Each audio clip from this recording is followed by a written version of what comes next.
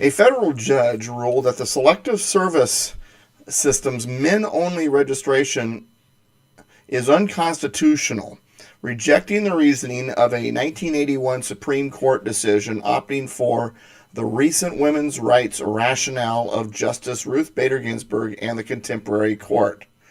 The district court judge, Gray Miller, is based in Houston, and he spurned the government's argument about excluding women based partly on their interest and readiness for combat by declaring this argument smacks of archaic and overbroad generalizations about women's preferences. Miller said that while historical restrictions on women in the military may have justified past discrimination, men and women now have many similar roles.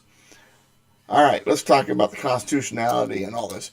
This is based on the idea, first of all, that we have a living, breathing Constitution. Because culture has changed, the Constitution has changed, and the laws have changed. And therefore, a judge can decide, based on cultural change, that a law or a clause in the Constitution is no longer valid and therefore must be changed. That's what's behind this. First of all, we don't have a living, breathing Constitution. We have a set document. It's a contract, a social contract that can only be changed by amendment. So first of all, there's that. The second of all, there's nothing in the Constitution that gives the federal government the authority of conscription. In other words, the military draft is actually not constitutional. While the Constitution gives the federal government the authority to raise and support an army, there is no specific expressly enumerated authority that they can draft persons to do so.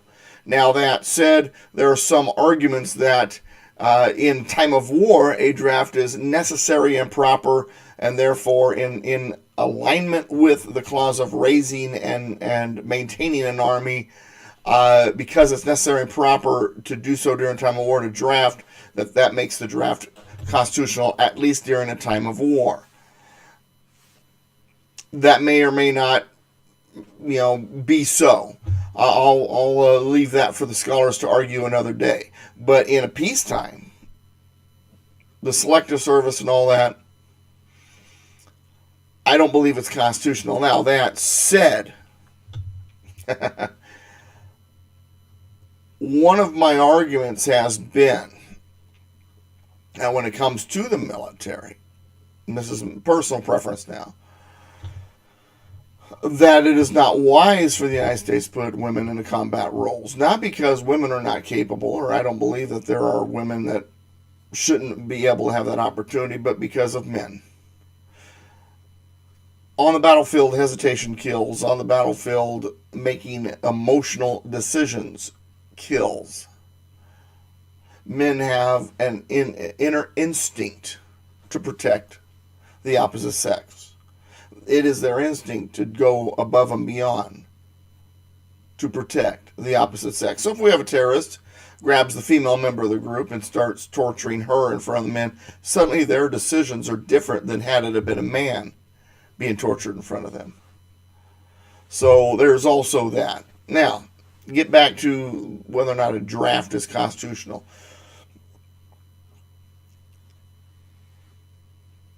Once again, there's one more constitutional thing that I want to bring up, and that is this.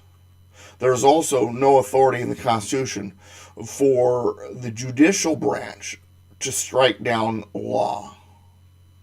Judicial review is not in the Constitution. Judicial review was established by Marbury versus Madison. In other words, the judges gave themselves that authority.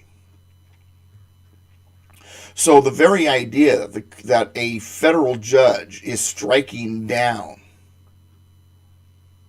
selective service as legislated is unconstitutional also.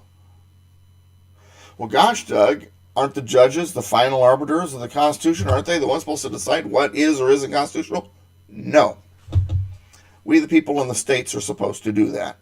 Problem is, we've fallen down on the job, and so we have allowed a powerful judicial branch, a judicial tyranny, a judicial oligarchy to grab that role instead. Once again, it began with Marbury versus Madison, John Marshall, so on and so forth. That said,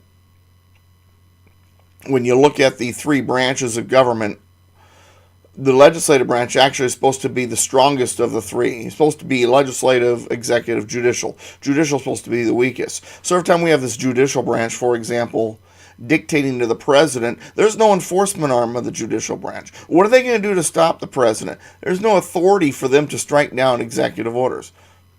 Well, then who's supposed to stop the president? The legislative branch. And the people by voting them out. Judicial branch can only apply the law to the cases they hear. They are not the kingmakers. They're not the rule makers. They're not the lawmakers. And they're not the final arbiter of the Constitution. Or at least they're not supposed to be. This is where the states have really laid down on the job. And the states need to audit the federal government. And say, hey, what you're doing here is unconstitutional. What you're doing there is unconstitutional. And we're going to nullify. We're going to refuse to implement. We're going to refuse to abide by. We're going to demand that you eliminate that authority unless it passes amendment ratification. Because the only way to change the Constitution, the only way to give the federal government authority is through the amendment process. And remember, it's the states who created the federal government during the Constitutional Convention in Philadelphia in 1787. It was the states, through their delegates, that created the federal government, which means the states are the parents over the federal government. And the parents aren't doing their job. The parents aren't holding their child accountable or indicating that the Frankenstein monster must remain within the limitations given by the Constitution.